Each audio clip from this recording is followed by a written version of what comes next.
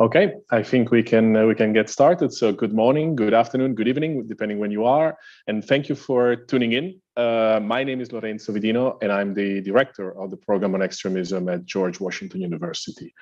I'm delighted to introduce today's event as it marks the launch of a new endeavor that is very important to us at the program and that we think can be of service to the academic community, to policymakers, to the law enforcement community, and to the general public alike.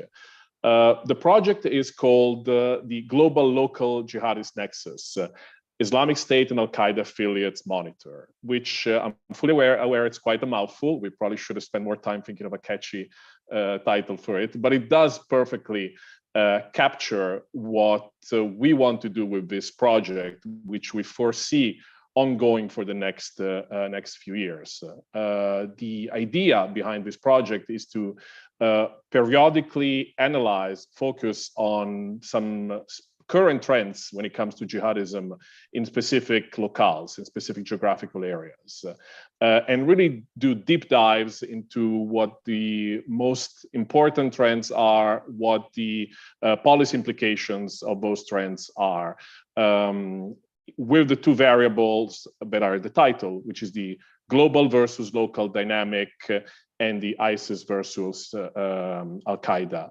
dynamic, trying to see how the global rivalry between the two leading master groups, umbrella groups at this point of jihadism are competing. How is this rivalry playing out in the global scale? And what happens at the local level, because it's only at the intersection of this global and local dynamics that we understand the dynamics of jihadism. So if today is sort of a launch event where we talk about these dynamics more in general, starting over the next few months, we will start every, let's say, 3 or 4 months to focus on specific areas. Hararo, don't hate me if I start listing some of the areas, and I'm sure we're going to be able to maintain those deadlines, but we will look at Southeast Asia, probably around May. Then we will look at the West, so Europe and North America, around September, and then before the end of the year, we will look at Africa, particularly East Africa. But the idea, as I said, is to keep this as an ongoing project. What we also consider very important in this project is to rely on local expertise, is to find the right scholars, the right experts who are either from the region or live in the region, have extensive years of studying certain specific groups, certain specific countries, and really bring the expertise that is difficult to have from Washington, from London, or from any other Western capital. It's obviously an ambitious project for us, but we think it's very needed to help the debate. It's obviously a topic that is slightly less debated these days. Extremism has become slightly less of interest for very understandable reasons over the last couple of weeks, for example. But we do think that obviously the topic will still be relevant in the years to come, and we really aim to provide a service by bringing this project to the public. We will do so in a very multimedia way. We're inaugurating also a blog, which is called Nexus, and we will publish the contributions from the authors that are speaking, that are here with us today, and from many others we'll have in the months to come on our website. And we also aim to make this a multimedia contribution. We've produced a podcast last year about Mosul and the Islamic State, which was a big hit. And kudos to Hararo and Andrew Mines for producing, and of course to Omar Mohammed for producing that.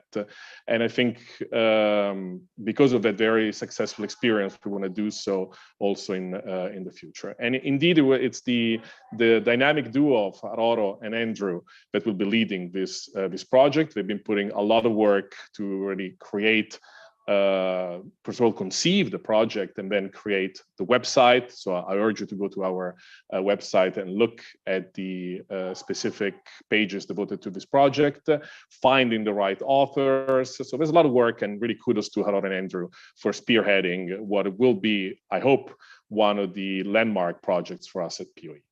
I've been speaking way too long. That's my tendency, and I apologize for that. But what I want to do is thank, first of all, everybody that has tuned in for today's conversation. I want to thank the speakers. I'm just going to pass the baton to Haroro. He will be introducing them and leading a conversation. But thank you again for everybody participating today.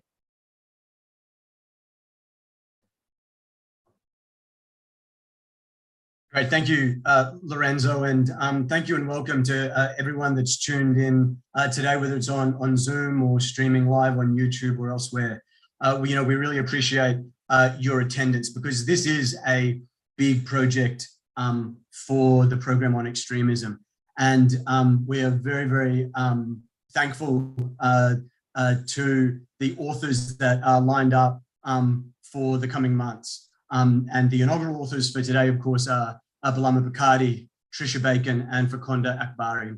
Now, before I kind of introduce them, I do want to start with just some thanks to those who've kind of made, I guess, today and this ongoing project possible.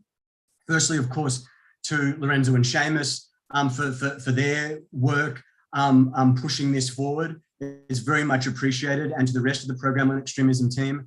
And I, of course, have to take this opportunity to thank Andrew Mines, the fantastic work that he has done on the website and on the publications as well.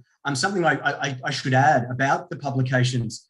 Yes, Nexus is a new publication for the program. Today's publications are being released on Nexus. Importantly, the articles that are released on Nexus are part of a Creative Commons. So there's a difference between the articles and the larger reports. So the articles that are released on Nexus, because they're part of a Creative Commons, the idea there is to maximize the reach and impact of these publications. A real central philosophy for this project is this idea of elevating local perspectives, local voices, local researchers to these really important, not just research, but policy discussions in this field, centralizing that. And, I guess that's always been part of the Program on Extremism's approach. And we particularly saw it last year with the Mosul and the Islamic State podcast, just as an example, the reception that received.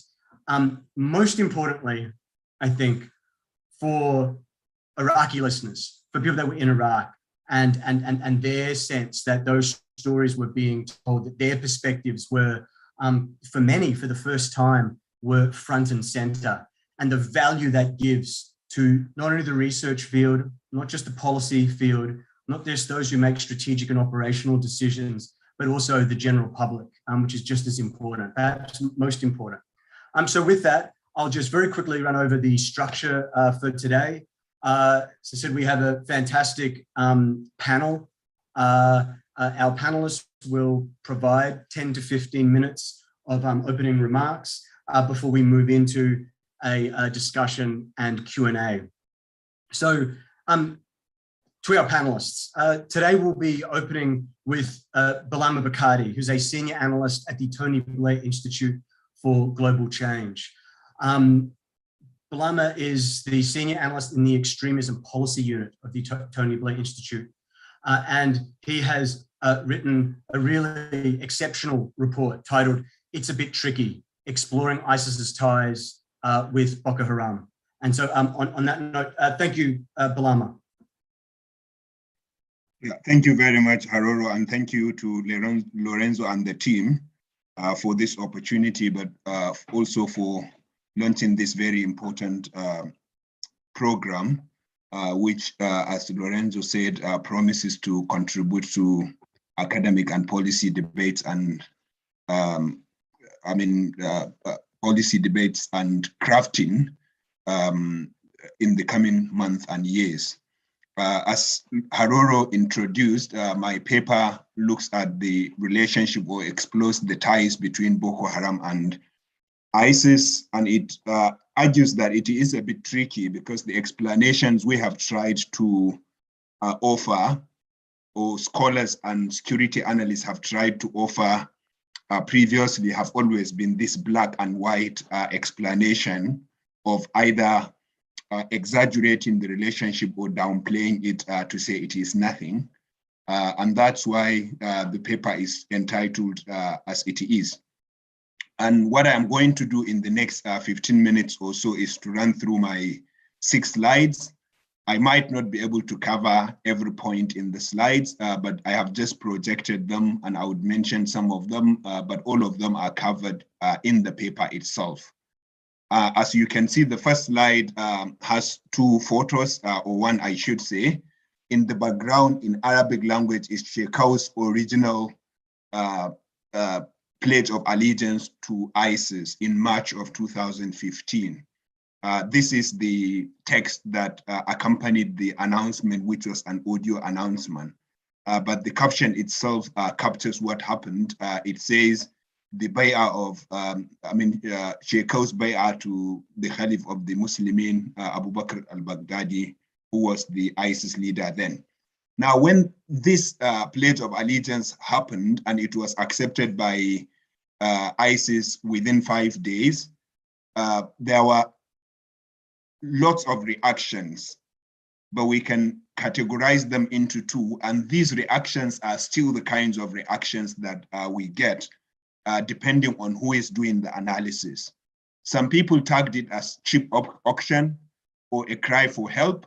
And this is because this allegiance in particular was announced at a time Boko Haram was being beaten back by the Nigerian armed forces in the run-up to the 2015 when Nigeria's election had to be postponed for 6 weeks to deal with Boko Haram and other security crises. And then others said it was a mere propaganda posing no security threat. But while this was going on, the Nigerian government, the president himself, specifically President Goodluck Jonathan, was claiming that Boko Haram fighters were already training in ISIS camps in the Middle East, possibly in Iraq and Syria, he meant. And of course, then we later started to get analysis, and some of them went too deep to tag ISWAP as an ISIS cell or a franchise, which appears to suggest that ISWAP has been subsumed into ISIS, or Boko Haram has been subsumed into ISIS, or that it is selling a product, or if you like, perpetrating terrorism that is originally an ISIS monopoly, which is one example of how the relationship is currently being exaggerated, in my opinion.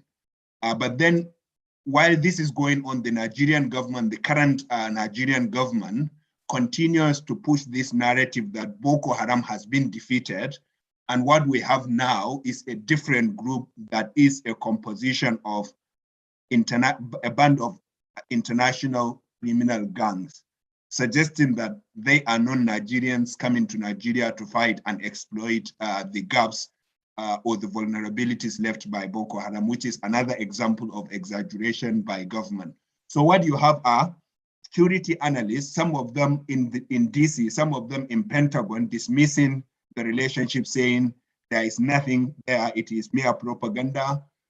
Western analysts saying it is mere propaganda, but the Nigerian government overplaying or exaggerating the relationship with claims that they are training in the Middle East, or that it is a new band of international criminal gangs. Now, all of these expositions or framing of the relationship are, in my opinion, wrong, as I have argued in the paper. And I think the real nature of the relationship is a partnership. It is an unholy alliance or partnership in which ISIS and ISWAP in this case, but other groups in Africa, in the different territories that we have, align with ISIS. And of course, when we say partnership, for those who do not have business or legal background, this is where 2 individuals or organizations independent of each other come together, pool their resources together to enhance their profitability in the case of business, but in this case, their effectiveness in terms of terrorism, and their imposing their own prototype state. Now, that's what is happening in the case of ISWAP in their relationship with ISIS. but also more generally with groups in Africa, as I would argue at the end of this presentation.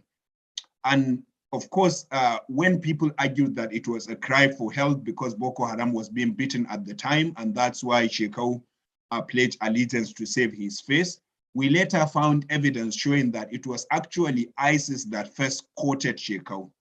It was ISIS that first reached out to Shekau, asking him to pledge allegiance. And Shekau was reluctant. He did not want to do that because he had nasty experiences with Al-Qaeda previously when he pledged allegiance to them in 2010.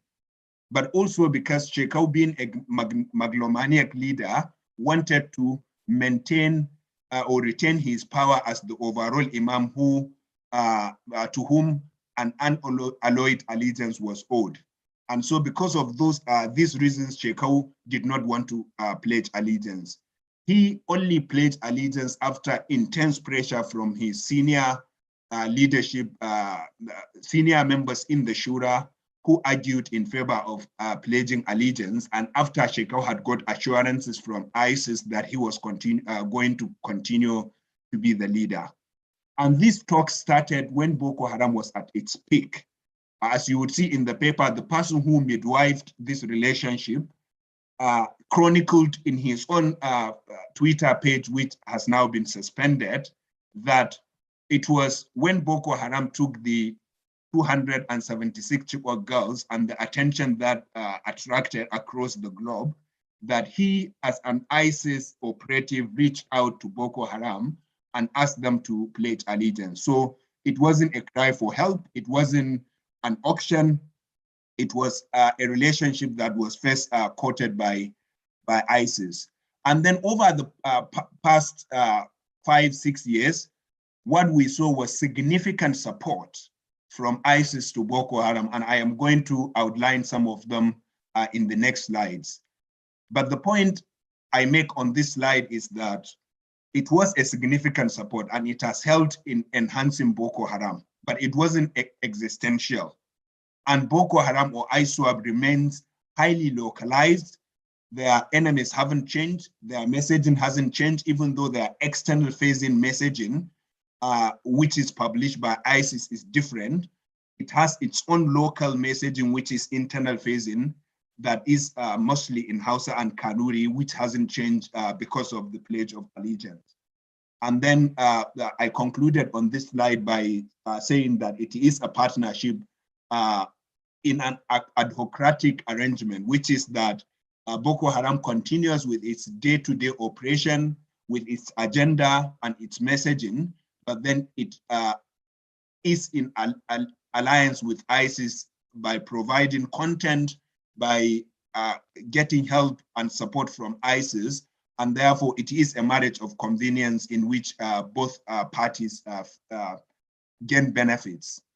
And so what are the benefits ISWAP gets from this relationship? These are the 5 major ones, and we don't have time to go into them. But what happened immediately after the Pledge of Allegiance, when American and Western security agencies, security personnel were dismissing it as mere propaganda, what happened was ISIS and Boko Haram or ISWAP coming together to set up direct line of communication.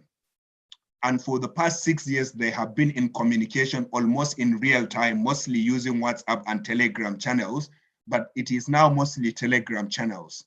And then what followed that was theological guidance. Boko Haram did not have or does not have senior clerics that would give fatwa on such things as Islamic personal law, which they claim to apply in their territory, but even on some matters around Islamic criminal jurisprudence or the Islamic laws of war.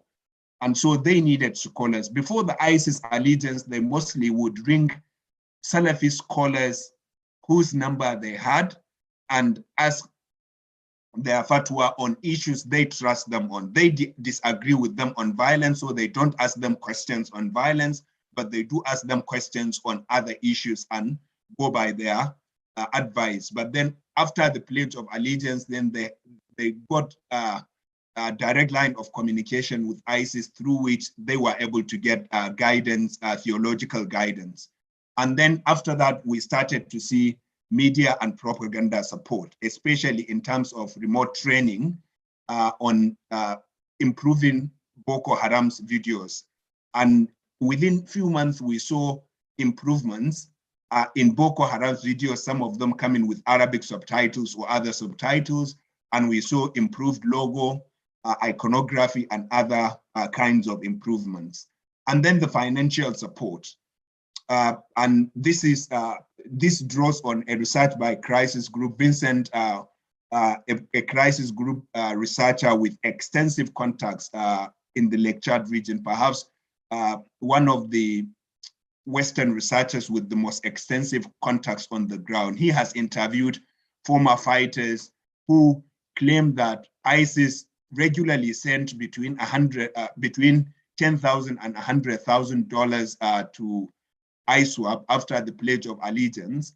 And a UAE court documents uncovered by Nigeria's Daily Trust in 2020 appears to give us some hint into how this happened. And it did in that report, which is based on a court judgment in which 6 Nigerians were convicted in 2019 in the UAE for transferring $740,000 to Nigeria, to Boko Haram agents in Nigeria. It was an ISIS operative ostensibly that hands over the amounts in cash to Nigerian Bureau de Change operators based in the UAE, who then instructed their associates in Nigeria to pay in cash those agents, Boko Haram agents. It is likely that the Bureau de Change operators themselves were innocent. They didn't know what was going on, but this is another example of how covert operation, how clandestine groups operate by going around the financial systems to by exploiting innocent agents or perhaps undercover agents in some cases. And then military and weapon training. This started remotely. We have seen examples, of Boko Haram, for example, finding equipment or looting equipment from Nigerian military forces. They don't know how to operate them. They take pictures of those equipment, send them to ISIS through the Telegram groups, Telegram, and then ISIS would send them instructions, usually through YouTube videos on how to operate those equipment, as drones, how to manufacture or produce ammunitions and stuff like that. And then remote training of fighters. And then that grew into on the ground in-person training of fighters by operatives, ISIS operatives deployed from Libya to the Lake Chad region, who spent months not only training Boko Haram fighters, but going on fights with them and supervising them, recommending policy changes. And then finally, and which is the most important as far as I am concerned, ISIS helped Boko Haram by arbitrating its disputes. We know that Boko Haram has always had crises which led to splinters in the group. But since its allegiance to ISIS, there have been at least 3 to 4 major leadership crises. In each of them, it was ISIS that came in between to mediate, to arbitrate, and to give a verdict. And in fact, in one of them, there is evidence showing that al-Baghdadi personally held a tripartite press conference with the 2 warring factions of Boko Haram, Shekau, al-Barnawi, and al-Baghdadi went on a conference call to discuss the leadership crisis and for al-Baghdadi to give advice on or guidance on what to do. And I argue in the paper that, but for ISIS's role in arbitrating Boko Haram's leadership crisis, ISWAP would have disintegrated into many pieces by now. But then because there is an outsider arbitrator who is trusted by all leaders, all commanders, and all fighters, then it became possible for ISIS to intercede, to mediate, and to resolve disputes. Of course, ISIS also played the role of advice and consent, which we don't have time to go into. Please, Haroro, feel free to stop me when it's time. You might send a message that I might not see, and I might not be able to cover on time. So please feel free to stop me. Now, what is then ISIS gaining from this relationship? Because as I said, it is a partnership. And so I highlighted 5 things that ISIS is getting from this relationship. Number 1 is that ISWAP is supporting ISIS's global brand. And this is not just ISWAP, it is groups across Africa. If you remove groups in Africa from ISIS's propaganda today, ISIS cannot claim to continue to be a global brand. In fact, there will be very little left of ISIS. Because in the last 2-3 years, what we saw was over 50% of ISIS's claim of attacks come from Africa. And therefore, if you remove those, there will be very little remaining of ISIS. And so ISWAP is supporting that global brand of ISIS, of course, which is the second point to feeding its propaganda. Providing ideological or moral support is slightly different, even though it comes from the same kind of content. It is that when ISIS was defeated in Iraq and Syria, morale was ordinarily going to go low amongst fighters and commanders, especially when they saw their caliphate, self-proclaimed caliphate being decimated, their leaders being killed. ISIS needed to show its fighters in the Middle East somewhere where they are succeeding so that they would continue to believe in the project. And they could only find those examples in Africa, and especially in the Lake Chad region with ISWAP, whose violence continued to escalate as ISIS was getting defeated in the Middle East. Of course, there are examples where ISWAP influenced ISIS's policy. In the paper, I gave one example of their policy on humanitarian aid workers. We don't have time to go into that, but you can read that in the paper. And ISWAP also provides content, not only in terms of attacks, but also in terms of interviews with leaders, profile of leaders, activities, which is then published in the An-Naba magazine. So these are some of what ISIS gets from the relationship. This is the last but one slide, and it goes into some of the recent dynamics in Boko Haram or in ISWAP, which demonstrate to us ISIS's influence on the group, but also where the group may be headed in the coming months and years. And perhaps I should preface this by saying that fatality figures have dropped in the Lake Chad region, especially in the last 3 months. They have dropped dramatically. There has been about 70% drop in fatalities from Boko Haram. That's partly because of Nigerian security forces' efforts, but also it is because of ISWAP's deliberate policy of winning the hearts and minds of local populations rather than attacking them. Because Shekau has been taken out, Shekau is dead, it means ISWAP can now consolidate its civilian-friendly approach, which is that they do not attack Muslim civilians, and so fatality figures will naturally drop. But what is worrying is that the 30% that is remaining is mostly security forces. And so there is a drop in security in civilian fatalities, but there has been a rise in security forces fatalities, which is worrying. But the second dynamic is the fact that because it is pursuing a heart and minds approach, then it will be more difficult to win this war because they are able to recruit more young people to fight for them, but they are also able to recruit villagers as sympathizers, as informants. And so it is a dangerous phase we are getting into. This is something we might get into in the questions and answers. But then Shekau's death, if we take it for example, number one, Shekau was killed after a direct order from ISIS for him to be killed. Shekau has been in this internal fighting with ISWAP leaders for 5 years, but they never tried to kill him until ISIS gave them an order to take him out. And so they took him out within 2 to 3 weeks after ISIS's order to take him out. This tells us how powerful ISIS is in the eyes of ISWAP.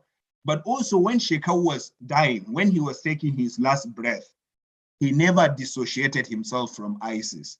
He maintained in his last audio, in which he was desperate, that ISIS was being misled against him, and that if ISIS knew the truth, it would have supported him. And therefore, he did not dissociate himself from them, even though they led to his death. And this is another example of their power. Of course, there are others we might get into, but Shekau was killed because ISIS thought the Zambiza forest, which was occupied by his fighters, not ISWAP fighters, was more strategic. And so they said, kill Shekau and take over the Zambiza forest so that you would be more effective and be better positioned. And when they took over the Zambiza forest, now ISIS gave them detailed guidance on how to reform ISWAP. And this included dividing the Lake Chad region and the Zambiza forest into 4 different districts with 4 different leaders reporting to one leader. And this has already taken place. There are 4 districts now in the Lake Chad region reporting to one leader. They have 4 leaders. It is ISIS's attempt to make ISWAP more effective, but it is also, in my opinion, a way of resolving the leadership crisis by carving a territory for each of the major leaders that are fighting, so that they would not continue to fight amongst themselves.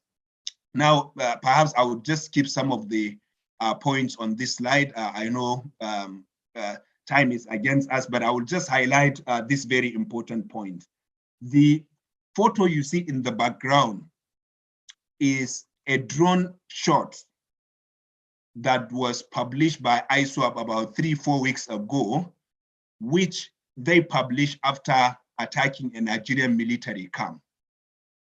And this is an indication of how ISWAP is now using drones to gather intelligence on Nigerian military camps before or during, while they attack them. And this is a typical way in which ISIS helped them, because it is ISIS that taught them how to operate drones. In fact, news coming out of Mozambique yesterday say the Mozambican armed forces have intercepted ISIS drones that is being used by Jama'atu Ansarul Sunnah wal Jama'ah, the ISIS affiliate in Mozambique. And when I took a look at the drone that was intercepted, it is exactly the same kind of drone that was used by Boko Haram for training 4 years ago, which I spotted in one of their videos and wrote and warned that Boko Haram would start using drones for intelligence and for attacks. And now that they are using this for intelligence, it is not unthinkable for them to start using drones for attacks in the coming months or years. And this is something Nigerian security agencies and their partners in the West need to take note of and to start to tackle.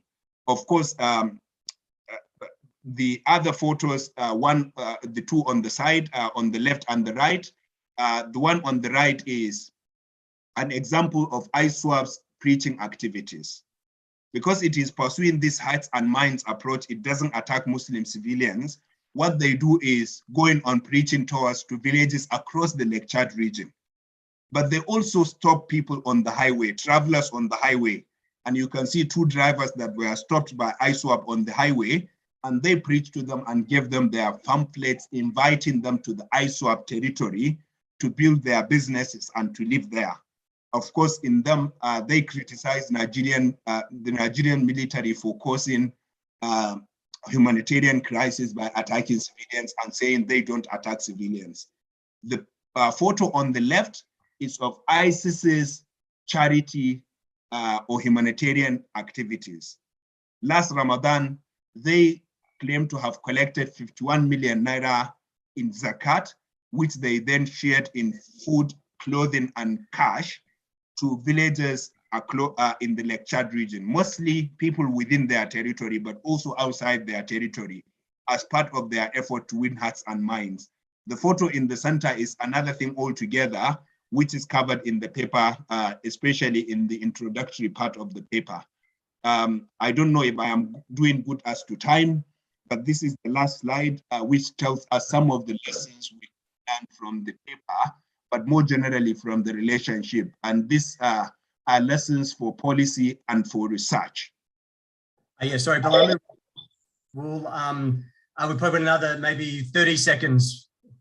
No, that's fine. And if I have 30 seconds, I would just conclude by saying, from the evidence we have in the lectured region, counter-terrorism research and policy is behind the curve by 3 to 5 years. We don't know the dynamics in these groups because they are secretive groups. And unfortunately, when we start to research them, we are looking for direct evidence.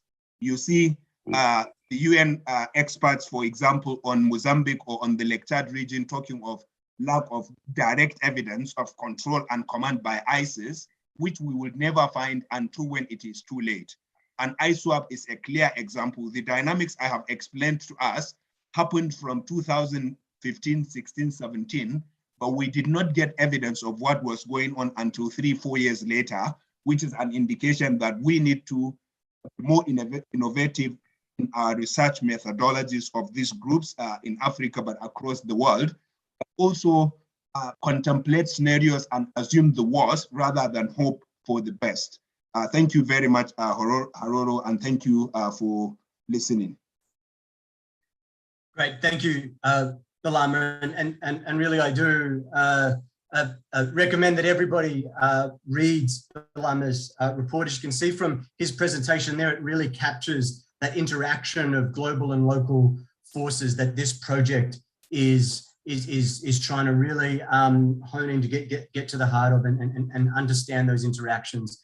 And the next paper, it's actually our first major report for the project by Dr. Tricia Bacon, who's the Associate Professor at the Department of Justice, Law and Criminology at American University. And of course, Dr. Bacon is also a Program on Extremism fellow as well. And so over the years, Tricia has really been fantastic appearing in events and supporting the research. And so we were very, very happy, really privileged to be able to release this exceptional report. It is an in-depth study, not just in its breadth, but also its depth, and absolutely recommended. And it's titled Inside the Minds of Somalia's Ascendant Insurgents, an Identity, Mind, Emotions, and Perceptions Analysis of Al-Shabaab. Tricia, over to you. Thank you. Great, thank you so much. I'm so glad to be here today. I am an associate of the GW program on extremism, and I'm also a big fan. So I'm very glad to be part of this event and part of this broader project. And to talk about the piece that that just came out in the report today. And this is a different kind of piece in a lot of ways. I collaborated with a colleague named Matt Waldman, who comes much more from the mediation side. He's worked for the UN in a variety of capacities, including as an advisor to the UN Special Envoy in Somalia. And he identified what he argued was a mediation gap of a kind of analysis that many mediators, diplomats, and people trying to resolve conflicts were not getting. That there has been a focus on things like military capabilities and operations and casualties and the political development, all of which is important, but was leaving something out that people who are working on the mediation side, the diplomacy side, and the conflict resolution side were not getting. And so he proposed this framework, this IMEP framework, the Identity, Mind, Emotions, and Perceptions Analysis. And it has 8 components to it. And essentially what he did is provide this framework and then asked me to undertake an analysis of Al-Shabaab as a pilot project of this framework to really see what utility the framework could have for people, including people who have watched a group for quite a while. What kind of insights could this offer? And I conducted this research from mid-2020, which was, as we all remember, quite a time, through about August 2021. So it includes things like the Ethiopian war, the delayed elections, and the very fraught political dynamics in Somalia, and the US deal with the Taliban. The factors that are shaping the analysis that are in this report. And generally, the IMEP has these 8 factors that I looked at: identity and character, beliefs, perceptions, and attitudes, state of mind and biases, emotions, core interests and concerns, motivations, goals and objectives, and views on dialogue. So those are the main sort of takeaways in the structure of the report based on this framework. And so what I thought I would do is just provide you with a few of the big takeaways from each of those sections. On the identity and character side, this was a particularly, not necessarily eye-opening, but reflecting something I knew about the organization, but perhaps had not thought explicitly about, which is how complex the group's identity is. This is a very dynamic, a very resilient, and very complex organization, and so its identities reflect that. And we found that there are 4 major identities within the organization that fluctuate in importance across the organization and in different times. But at its core, the identity as a Muslim organization, as a Somali organization, and in terms of clan affiliations of the members are really the dominant identities. It also has an identity as an Al-Qaeda affiliate, but that doesn't have nearly as much resonance as these other identities.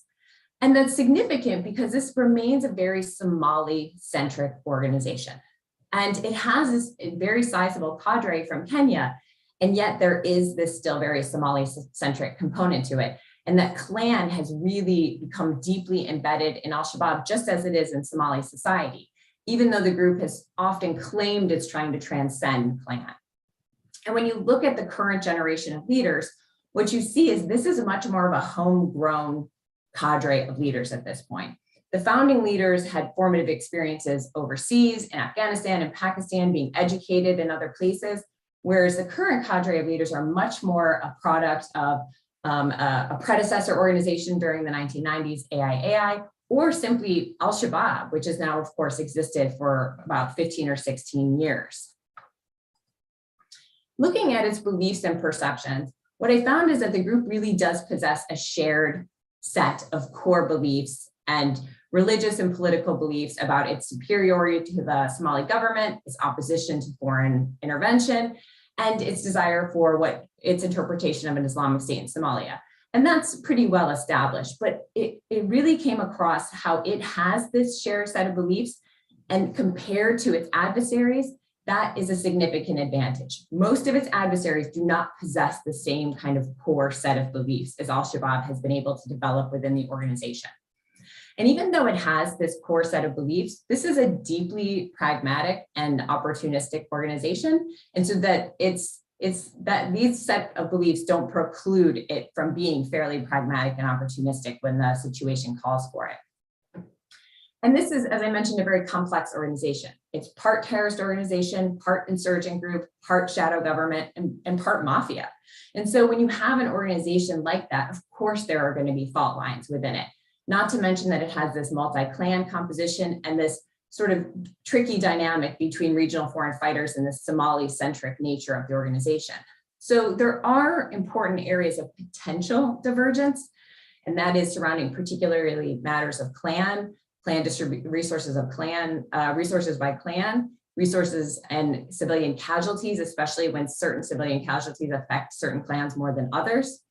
Who will succeed Ahmed Diri whenever he ends up to actually have been dead of all the times we've heard of his passing.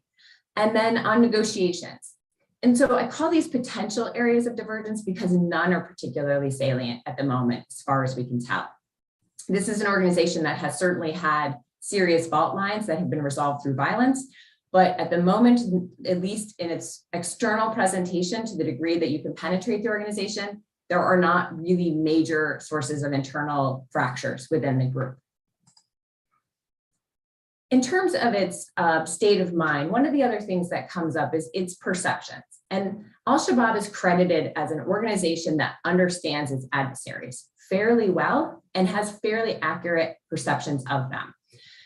It is argued by many of the people I interviewed that al-Shabaab understands its adversaries better than its adversaries understand al-Shabaab. So it has that advantage in the conflict. And you can see in its operations that it correctly identifies its adversaries' weaknesses and tries to exploit them.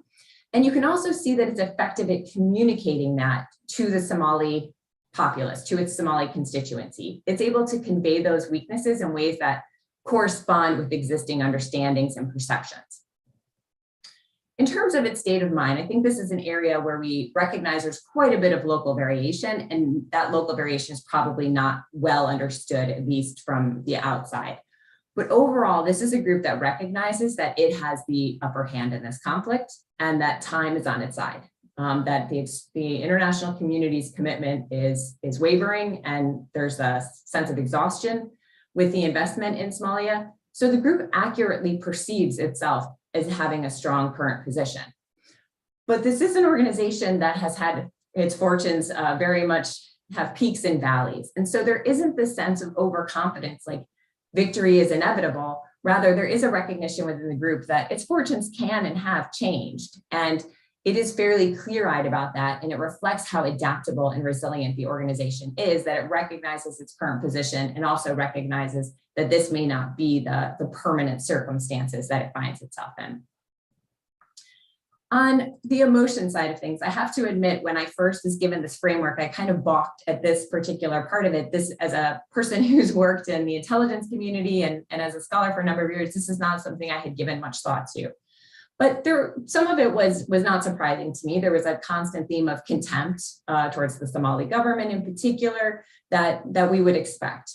But there's currently this sense of being smug and self-satisfied as it's watched its adversaries implode, as it's watched Ethiopia implode, as it's watched the US reposition its forces out of Somalia, and as it watched the Somali government discredit itself. So the group is pretty satisfied with those kinds of events. And the other thing that struck me in this is that the group is not really afraid of anything. It was very afraid of drone strikes, and it's still a little afraid of them, but they're pretty infrequent at this point, notwithstanding the one last week. But other than that, the group is not really afraid of many of the adversaries. It's not really afraid of very much, which reflects, I think, its mindset and its current position. On the core interest, I think was an area where I was very curious to see where things would be, because the group has developed this large mafia contingent within it, this extortion network. I wondered if I would hear that the group has become much more motivated by resources. But what I heard is we have a real mix. Yes, there are people who are power hungry in the leadership, who are motivated by greed, but there is still an ideological core. This is not a group that's been overtaken by its mafia activities. It still has that ideological mission. And another core interest that it has is maintaining public acquiescence.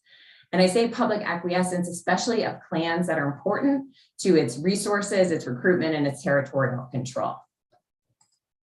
On motivations, Al-Shabaab is like many of the groups that we all look at, and that is to say there's an array of motivations that came up from ideology, religion, economic hardship, grievances, friendship. But one that came up more and more, and that I think is worth highlighting, is the role of coercion at this point in Al-Shabaab's recruitment and how it gets people to join.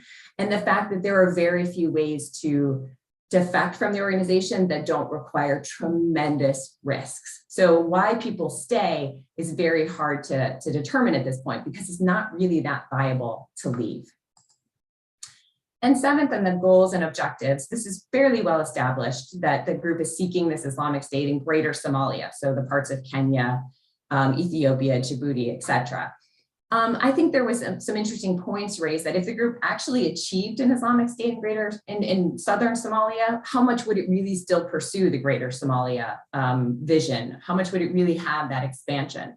And I think it's hard to assess that out at this point because it's still so speculative, but there could be some real problems that would come, especially from its clan dynamics, if it were to try to expand in that way because it had achieved its aims. And then finally, views on negotiations and dialogue. The group has long had very hardline opposition to dialogue in its rhetoric, particularly dialogue with the Somali government.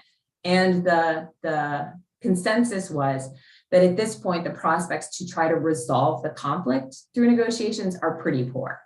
The Somali government is weak, divided, it doesn't have credibility, and Al-Shabaab sees itself correctly as in a strong position. So it came up sort of painfully a number of times that it would like a Taliban-like deal, where essentially it gets international forces to leave for minimal assurances, but that it would just be a way, an interim step to achieve power. And that generally Al-Shabaab just doesn't feel enough of a vulnerability to make them seriously interested in conflict resolution at this point. But I think there was some caveats to that, which is that al-Shabaab's rhetoric, its hardline rhetoric on this over the years, is not an accurate reflection of what it's done behind the scenes. That there have been confidential expressions of interest in dialogue, especially when the group was experiencing the worst of the drone campaign under the Trump administration. And that there are pragmatic and clan-oriented elements within the group that would be receptive to negotiations if the leadership would allow it. And overall, that there is this pragmatic streak within the group, especially when it deals with local level issues and specific conflicts with certain parts of the population. So maybe there is a window for some kind of confidence building dialogue, if not a conflict resolution one at this point. And just to briefly conclude, so I've been a Somalia watcher since before we really called it Somalis, called it al-Shabaab in about 2004, 2003. So the things that stood out to me in this in particular was how adept Shabaab currently is at managing these internal tensions and contradictions within what has become an enormous tent of an organization, that its degree of cohesion is actually pretty remarkable, and that it still basically has a monopoly on the insurgent movement in Somalia and arguably in East Africa more broadly. I also was struck by how important coercion has become for the organization in its relationship with the population. It does take input from the community, but it's much more concerned with acquiescence than support in its current posture towards the Somali people.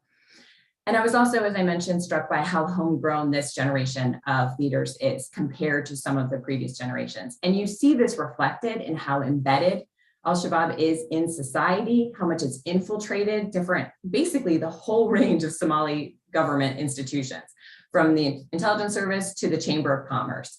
So it is really thoroughly penetrated and embedded itself. And that it really doesn't have anything to fear at this point. It's not afraid of AMISOM. It's not afraid of Somali forces. It doesn't have much to be afraid of at this point. And thus it has this sense of confidence. It's got a comfortable financial position. It's smug about the downfall of its enemies, but it's really in an exceptionally strong position at this point. But I do want to caution that one of the things that's hard about this framework is trying to penetrate an organization like this. And al-Shabaab is a particularly difficult one to do so. So there's a lot about the inner workings of the group that we still don't understand.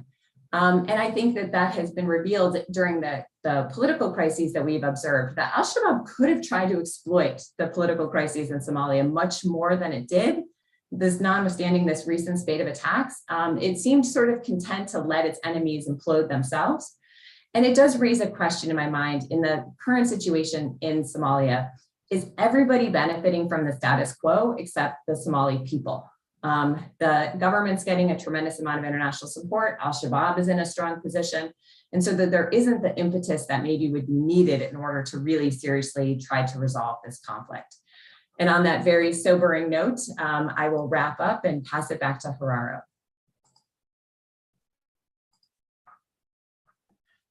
Thank you, Tricia. That was really excellent. And again, what we see in this report, and I hope that all of our audience will read the report, is the breadth, but also the depth of analysis that is involved here. And I think a really important reminder as well to the students and scholars out there of the importance of conceptual frameworks, to the policymakers and strategists as well, the importance of conceptual frameworks for, in a sense, making sense of what can seem chaotic and random. Through a rigorous conceptual framework, order tends to emerge. And there was another point that really kind of, I guess, struck with me, is something that Tricia said at least 3 times, I think, if I was counting correctly, which was the line that al-Shabaab won a Taliban type deal. And sadly, I think that is a pretty ideal, for all the wrong reasons, segue to the final speaker for today, Fakonda Akbari, soon to be Dr. Fakonda Akbari, who's been recently appointed as a research fellow at the Gender, Peace and Security, the GPS, at Monash University. Congratulations to them. Fakonda's paper, The Risks Facing Hazaris in Taliban-Ruled Afghanistan, fuses her academic research, interviews with community members in Afghanistan, and insights that reflect her experiences as a tireless advocate for Afghanistan's Hazara community. I should also highlight that she has worked with the Special Investigation Team of the Afghanistan Independent Human Rights Commission, who are responsible for monitoring, investigating, and reporting on violations of international humanitarian law. Again, Fakonda's paper, The Risks Facing Hazaras in Taliban-Ruled Afghanistan, really offers some really vital insights into not just the past and the present, but pathways for the future. But I'm going to hand the floor over to Fakonda. Thank you. Thank you, Dr. Haroro, for the introduction, and Lorenzo and the team for the opportunity. I'm very honored to present alongside Balama and Tricia tonight or this morning. But I would like to make a few points, to highlight my paper on the risks facing the Hazaras in Afghanistan under the Taliban regime. But to set the context, I thought I will first talk about the enabling factors that really led to the Taliban's takeover of Afghanistan on 15th of August last year, and then highlight the discrimination against the Hazara community historically during the first Taliban rule and what is happening today. And then I will conclude with some scenarios ahead. Many factors had led to the return of the Taliban and the dissolution of the Islamic Republic of Afghanistan. The military stalemate, the strengthening of the Taliban insurgency because of factors such as corruption, lack of political willingness, and the international and national level, or the political unwillingness to fight the Taliban in both in the international levels and then the national level, to sort of really counter the insurgency, and then failure of closing the Taliban sanctuary across the border in Pakistan. I think there are many factors. It's not just one. I think there are many, and each of them deserve its own analysis. But for the sake of time, I just mentioned them very briefly, and how these really endured the Taliban insurgency in Afghanistan, and then the loss of patience that we have seen with the US in dealing with the their so-called forever war in Afghanistan. We saw the US Taliban negotiations. I mean, it started almost a year ago. There has been talks about talking to the Taliban. As the insurgency grew more violent, and then the military stalemate become much more sort of more real and more prominent. It was in October 2018, I think, that the serious negotiation with the Taliban, with a representative of the Taliban group, that occurred in Doha, which eventually in a year and a half, it led to the 29th of February agreement. And that agreement, which was really named to bring peace in Afghanistan, was really a withdrawal agreement by making a lot of important concessions to the Taliban that really emboldened the movement and closed the pathways and the doors for meaningful peace settlement, because leverage was lost when all these concessions were given. And these concessions or these favors were mainly a concrete timetable for withdrawal of international forces, the release of 5,000 plus Taliban combats and political prisoners, and just talking to the Taliban directly in absence of the Afghan government, give like a de facto recognition to the Taliban themselves that they're an equal partner sitting across the table from the US, negotiating over the fate of Afghanistan in absence of an elected government, for example. But the Taliban's obligation, on the other hand, in that agreement was really loosely formulated, with no mechanisms in place to monitor the implementation of those.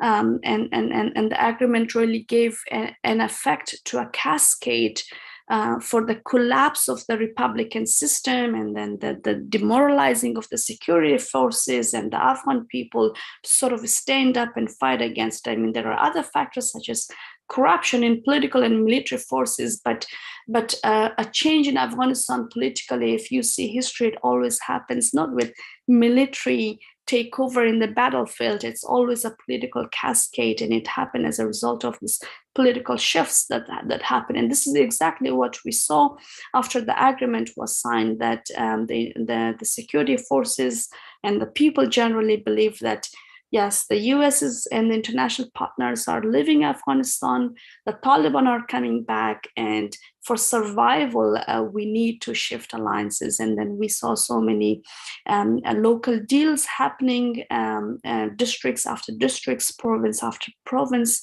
fell even just before the last US troops left Afghanistan. And then what impact this had, that the Taliban returned as a victorious force that has defeated a superpower and left no reason for the ideologically extreme and military violent movement such as the Taliban to commit to a political settlement and then preserve the social and political gains that has been achieved in the last 20 years. They were just proven right, that you fought for the right reason. You fought the invaders, the so-called puppets of the invaders in the government. So whatever happened in Afghanistan post that deal is really legitimizing the Taliban's propaganda. It's something that they use to recruit. They use those narratives to fight, and unfortunately, those narrative is being materialized. So one of the consequences of the way in which the Taliban came to power is there are many consequences. I mean, right here, this is for me, it's past midnight and it's 8th of March. It's International Women's Day. Biggest consequences has really been on the Afghan women being imprisoned in their homes, and then there's a gender apartheid going on. But for the sake of tonight's meeting and my own paper on the Hazara community, I will talk about the consequences that the Taliban's takeover of Afghanistan and the way in which they came to power, and how it has really affected a vulnerable ethnic minority, which are the Hazaris, historically a Turkic-Mongol ethnic group, mostly practicing Shia sect of Islam in a dominant Sunni country. The Hazaris have been historically persecuted over at least 120 years, and the Hazaris inherits a mute history. Nothing much has been written or portrayed or showcased, as our invisibleness was part of the persecution, because everything had to be under the carpet or hidden or veiled as part of the campaign against the community. But in the first Taliban rule, there has been many verbal and physical expressions of hatred against the Hazaris, and they have revived the systematically persecuted the community once again under the narrative that they are infidels, the Hazaras are inferior for their ethnic background and then for religious affiliation, and they're worthy of being killed or massacred. And members of the community were killed in thousands in the late 1990s under the first Taliban rule, including in Bamyan, in Yakaulang, in Mazar Sharif, and the cultural heritage. Destruction of the cultural heritage was also part of removing the the Hazaras from the country. And we saw the destruction of the Bamyan Buddhas, which unfortunately, I mean, right now we're speaking in March, is the 21st year of anniversary of the destruction of this world's biggest Buddhas that existed in Hazara province of Bamyan. And this erosion of identity is an extension of the Taliban's regime's attempt to ethnic cleanse, along with these community killings that were happening across the country, especially in where Hazaras were more dominating, for example. But the post-2001 Afghanistan was considered a golden horizon for the Hazaras. They were recognized as an equal citizen, at least formally, under the 2004 constitution. The presence of international community, the attention that Afghanistan received, and the focus in there on human rights, on equality, really promised and promoted human rights and democracy. And these things really inspired the Hazaras to believe to believe in those ideals, and they really committed themselves. The Hazara community threw themselves, their soul and heart, at all levels, especially at grassroots level, because it was really on the hands of the community. They played a central role in democratization, in institution building processes, including becoming major voices for the media, for the civil society sectors of all kinds. And voter turnout was always highest in Hazara villages and districts. And Hazara women was especially a lot more visible in the Afghan society in the last 20 years than other communities, and they were the one to send off their daughters to sign up for the military, for the police, to be a teacher, to go to university, to perform arts, to sing in a like the Afghan Voice or Afghan Idol, and because this was, the community saw that an opportunity that they could change their fate. But what the Hazaras saw, that in the last, in that process, in the last 20 years, especially after when the Taliban insurgency grew a bit, they re-emerged. The systematic discrimination, the killing started again. And the community also felt on the political level that they're still being discriminated systematically under the Karzai and the Ghani's administration. We did have a prominent Hazara politician, representative, member of parliaments, for example, in the state levels and institutions, but the Hazara community really felt that their voices are not being heard because those individuals become part of the corrupt elite and network of the state that did not really reflect the need and the voice of the community. Speaking of my own province, I come from Daikundi province. It's probably one of the poorest and most impoverished province in Afghanistan, although it has been the safest in the last 20 years because the community is predominantly Hazaras. They've been trying to send their girls to school, trying to commit to all the state building and practices, but nothing much has been spent there. I mean, we still don't have electricity, running water, no paved roads, hardly any medical or health clinics, just because it never mattered, because it was not a troublemaker, and they were just forgotten once again. And we had really, like the vice president in the Ghani's administration was a Hazara man from the same province, but the province itself was being isolated and forgotten. Speaking specifically about insecurities of Hazaras and how the post-2001 era that the community sort of thought that it's going to be a hopeful opportunity for them and how it unfolded, I want to talk about the targeted killings of Hazaras. From as early as 2011, there has been a suicide bombing on Hazaras and Shia gathering. There has been slaughtering of Hazara passengers, including women and children. And this is in addition to the routine violence that happens across the country.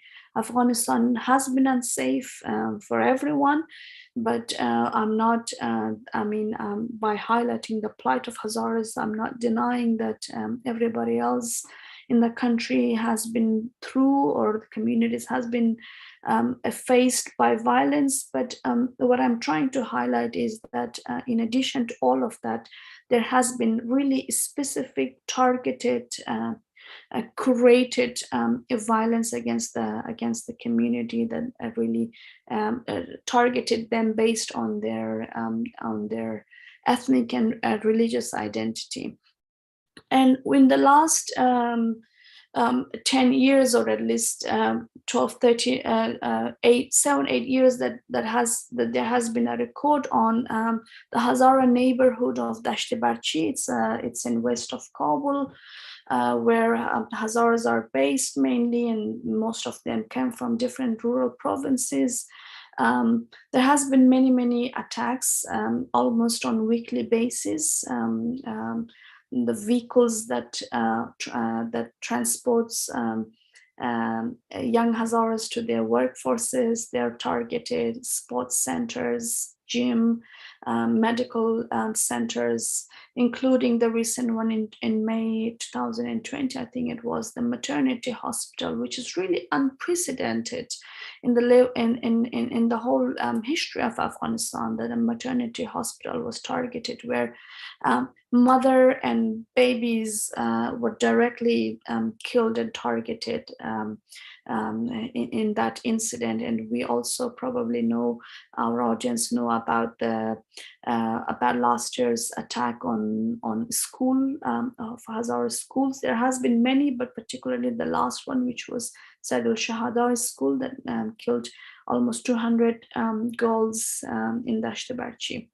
And all of these really sent a signal to the Hazaras that, hey, I mean, you, the history of the community or the Hazara people, that there is a continuation of those attacks, those killings in different ways. And now this is under a different pretext. The claims that were made about these attacks, post 2015-16, it was more ISIS claiming these attacks, but there has never been a serious investigation to identify whether ISIS was really capable of committing these attacks.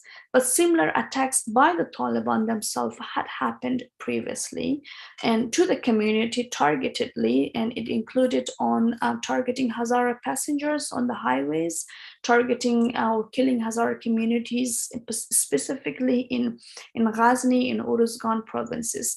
And the government as well did not have the appetite, I'm not going to say the capability, because they really did have the capability.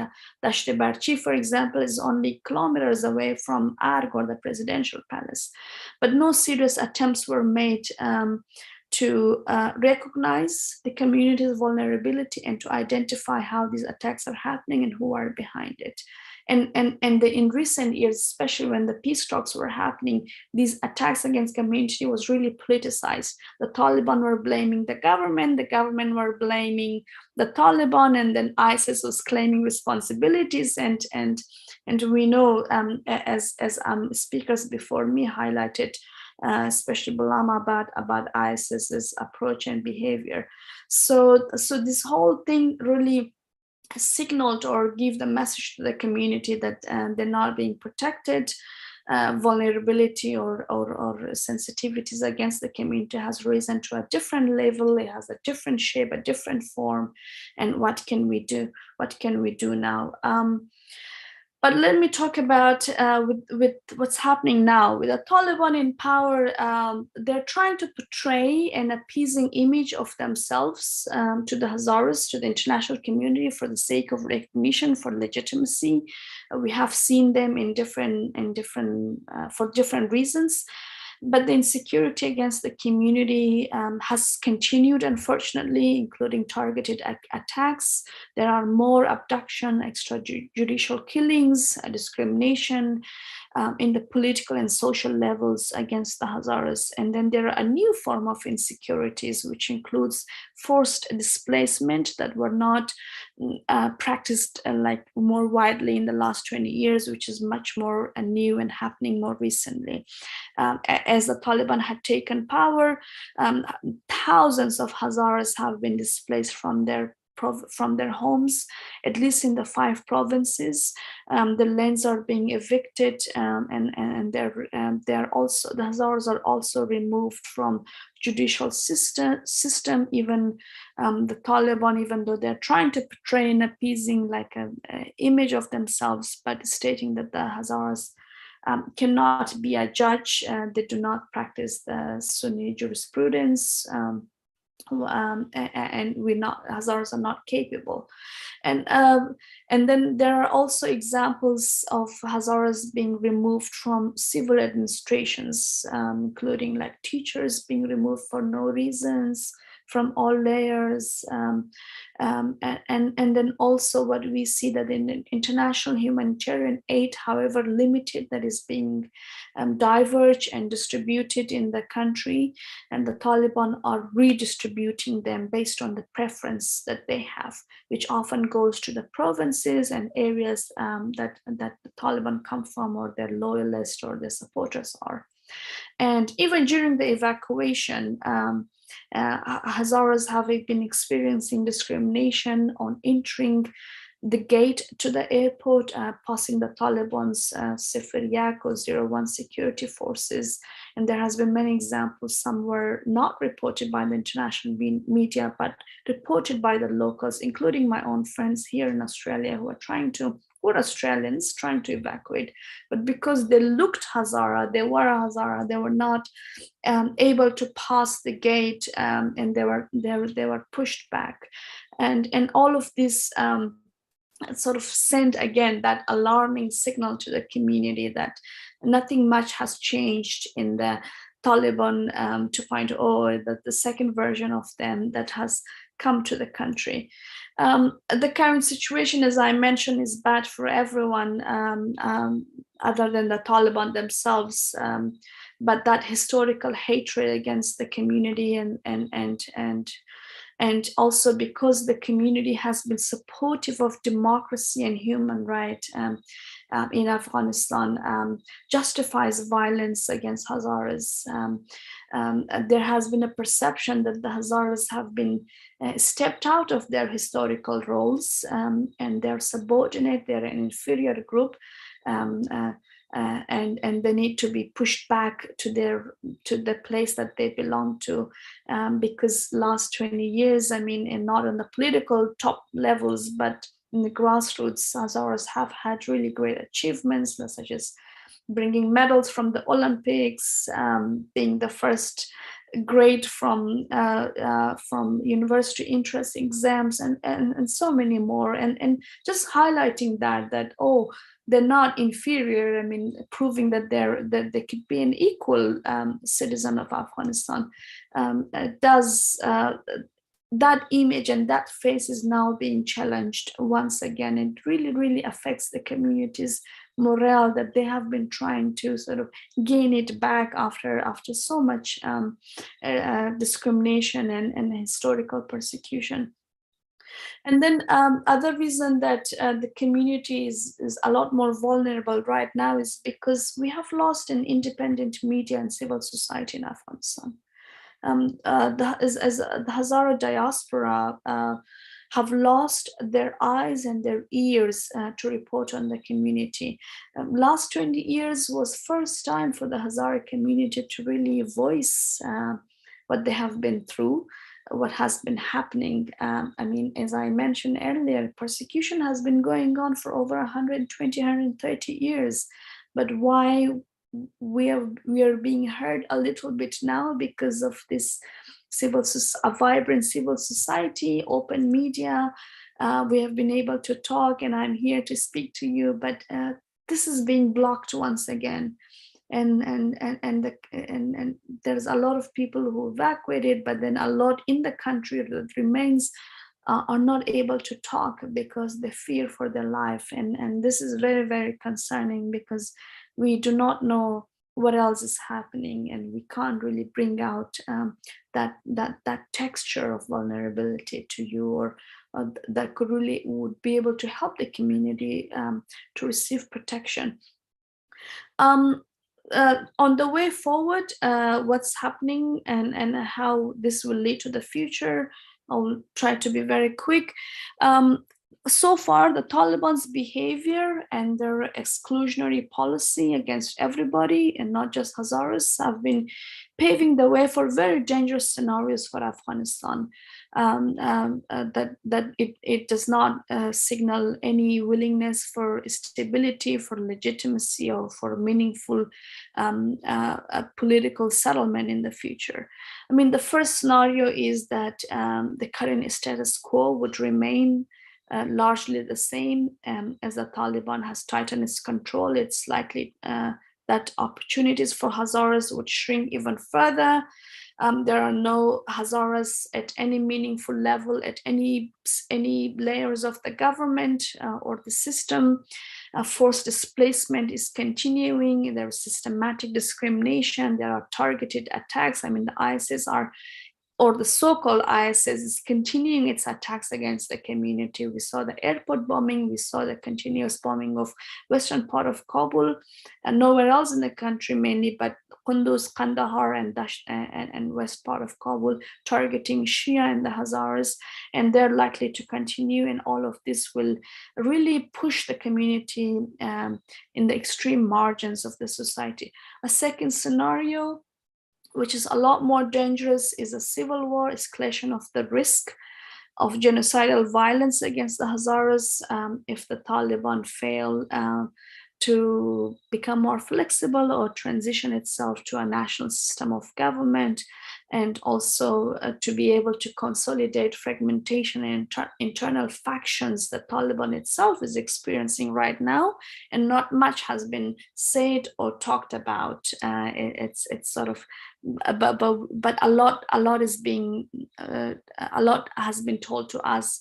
The way in which the cabinet was announced, who came to power, who became the minister, that the Taliban is a hostage of its own internal cohesion, and it only represents its own different factions and try to represent its own different factions, not the some 38 million people and many communities in Afghanistan. And we also know that there are some 20 different terrorist organizations from the region and internationally, including Al-Qaeda, ISIS, and then other movements in the region that are operating freely in Afghanistan right now.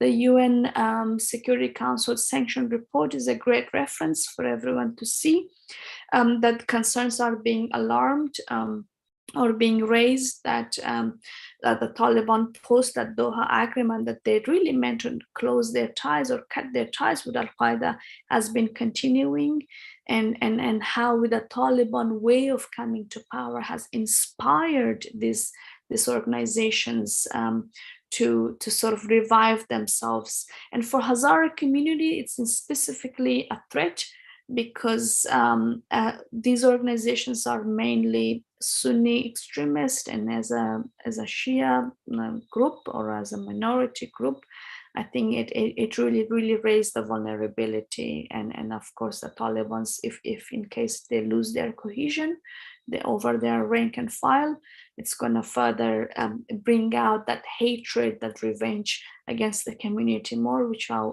have highlighted more in the article. And a third scenario, which is very unlikely, is an inclusive political process for a legitimate government for Afghanistan, And I think this is the only way, the only pathway forward, and the best case scenario for all people of Afghanistan, including the Hazaris. And the international community still has a leverage over the Taliban based on political recognition, humanitarian aid, economic prosperity, regional connectivity, that could drive an inclusive political process, now that the Taliban's military takeover is completed, that is being satisfied. This is what the Taliban wanted to achieve, to conquer, to defeat a superpower, to sort of prove their ideological superiority. And this is now, I think, a time to really push on the Taliban to and try that they for them to experience the transition from a military ideological organization to a political actor, where they could be flexible, they could be accommodating all these other ethnic groups, voices and representations of others from Afghanistan. Thank you. I hope I haven't taken too much time, but happy to answer questions in Q&A.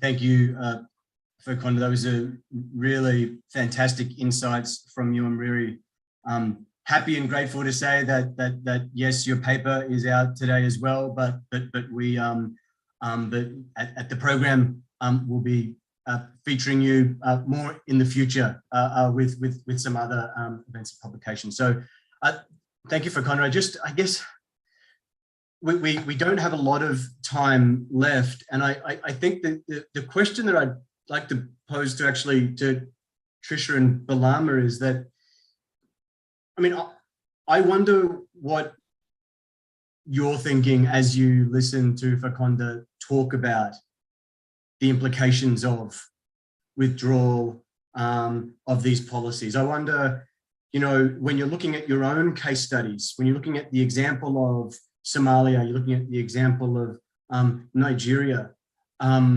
what are some of the lessons in terms of the counterterrorism lessons, maybe some of the broader political lessons that you think are kind of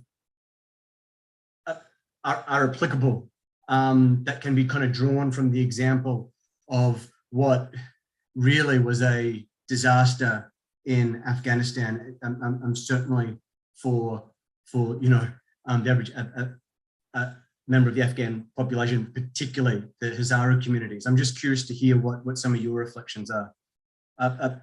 Balama, would you like to, oh, sorry, Trisha, would you like to go first?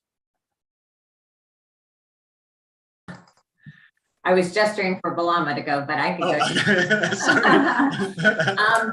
No, it's a good question. And it's actually one that comes up a lot in the Somalia context. It is sort of the case that is in a lot of ways most similar to Afghanistan. You know, there's of course important differences, but there is a lot of similarities in terms of an international intervention that has stoked fairly widespread opposition from foreign forces, a government that's corrupt and predatory and not legitimate, and thereby allows the militant group to look relatively competent at governing. The term that's often used with Shabab is that it provides a predictable order, and that is better than what the government provides in a lot of places. So there are a lot of parallels.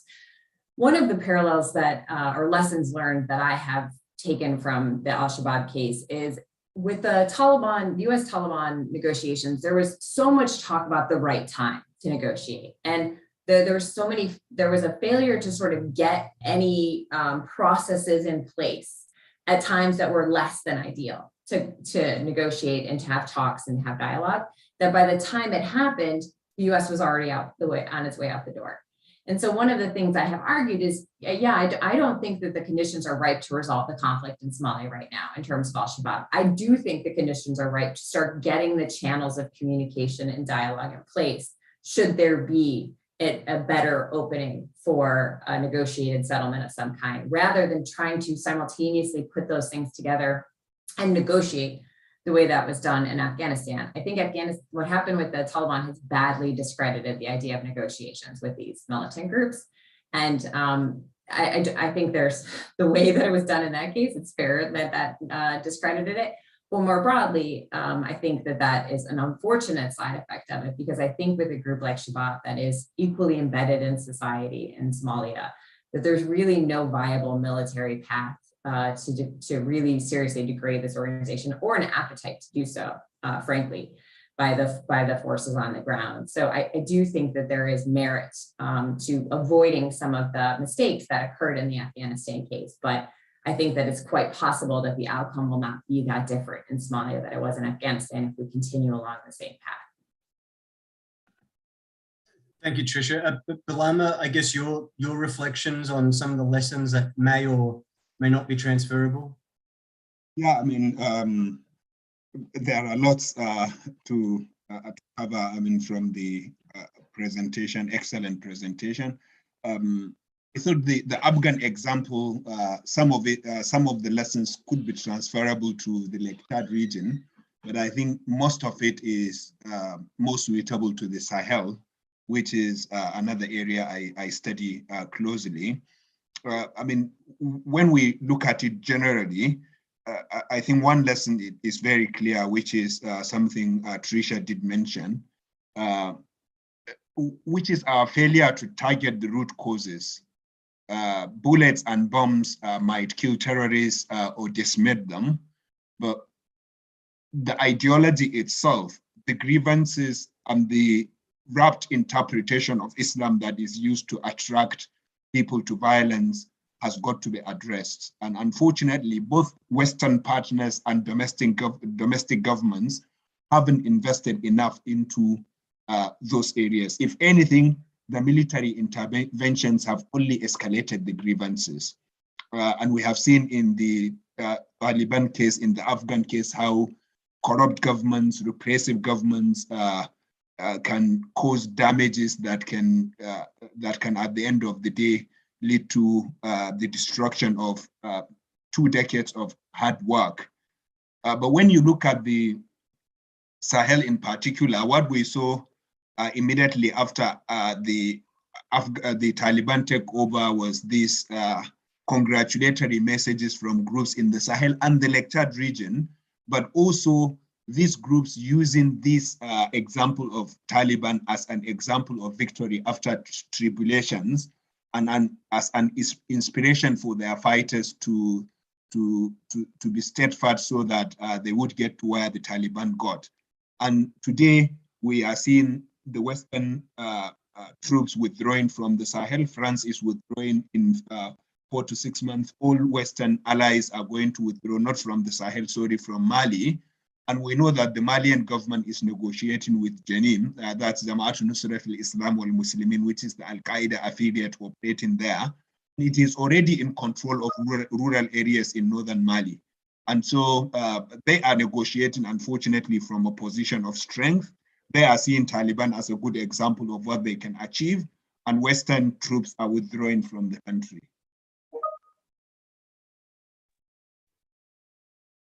Great, thank you, Bilama. I think we really have time for one more question, and at least for Fakonda and I, it is International Women's Day. Was it 3 a.m. for you, Fakonda, and 2 a.m. for me on Just Tuesday? 2 a.m. now. So I know that that obviously this is a difficult topic to talk about, but that it is an important one. I guess if the last question to you is if you could kind of provide some of your insights and reflections on the impact of the withdrawal for women in Afghanistan, and particularly for Hazara women, to kind of provide our audience with what that has actually meant. Look, Harora, like the Afghan women have experienced the Taliban regime in the 1990s, right?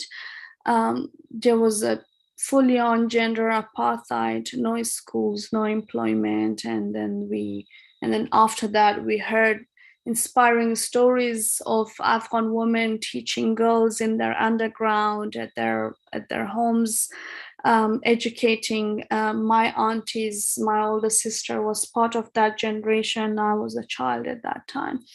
And then right now, 20 years later, in the age of this very connected globalization, media, social media, it's really, really painful to see a repeat of that happening again.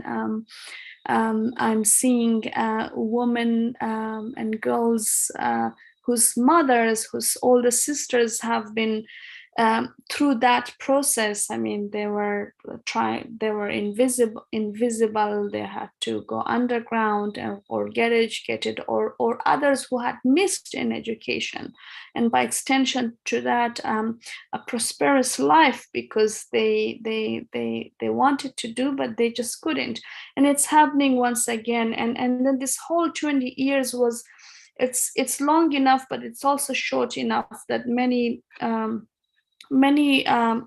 people or young girls and women in my generation, they invested, they tried hard, including starting from their own homes, from their own families, to fight through a patriarchal and a traditional society, to go to school, to have a job, to get a scholarship, to go overseas, to prove, and the